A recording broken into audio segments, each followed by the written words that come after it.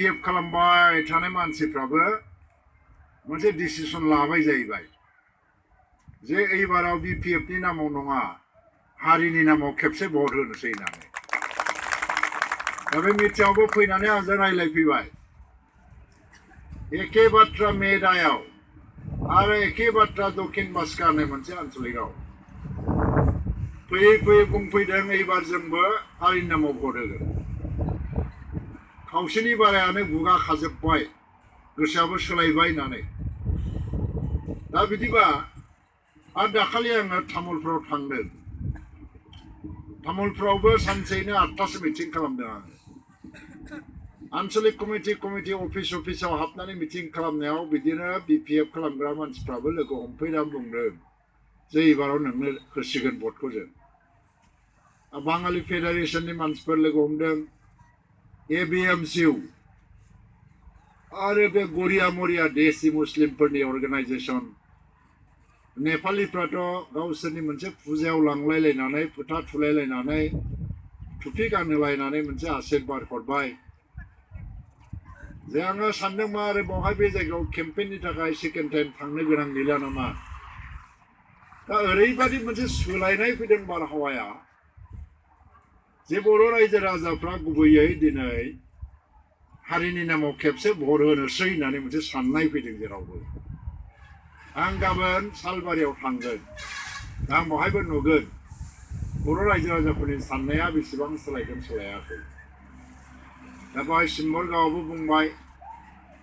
आरो दा पाटगावआवबो बे एखे रिपर्ट थारमाने जोङो एबार जाय इलेक्सनखौ गेलेदों बे इलेक्सना सोरबा सासे मानसिया देरहालांनानै MP जानायनिल' इलेक्सन नङा बा मन्थ्रि जाहैनायनिल'बो इलेक्सन नङा पावार मोननाय एबा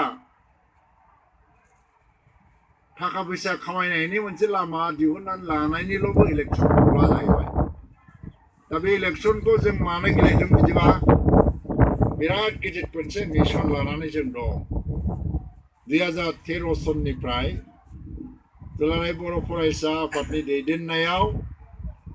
PGSCBM NDP प्रोग्रेसिव लोगो नांजोबनानै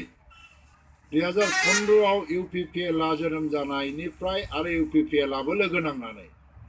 जों मोनसे आन्दोलन खालामगासिनो दं आन्दोलननि थांखिया मा NDP सिजफायार खालामनानै दिनै 13 बोसोर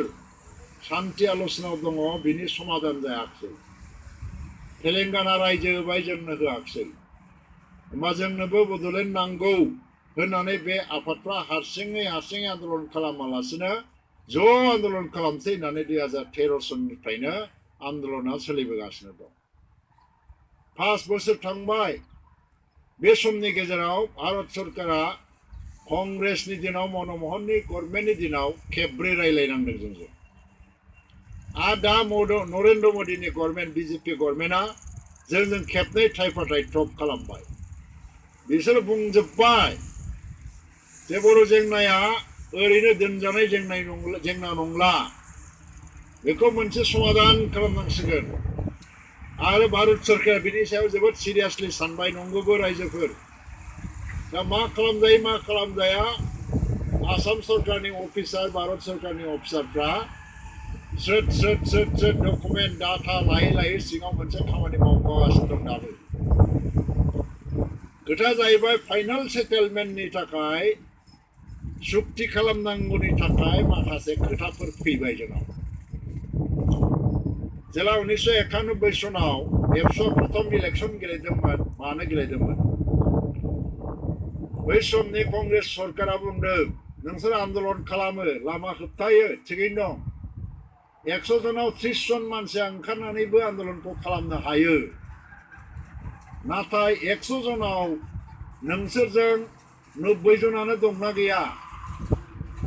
बेखौ नोंसोर प्रमान खालामनांगोन नोंसोर जे जायगाखौ लानानै रायजो दिदों बिनि राजनितिखौ नोंसोरो कन्ट्रल खालामनो हायो ना हाया नोंसिनि आखायाव दंना गैया बे राजनितियालाय प्रमान खालाम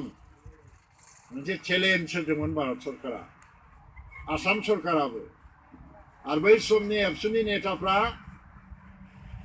बड'फाया थैनानै थांबायमोन सानसुमा कंगुर बैसोमुतियारिया एबसुनि प्रेसिडेन्ट जाबायमोन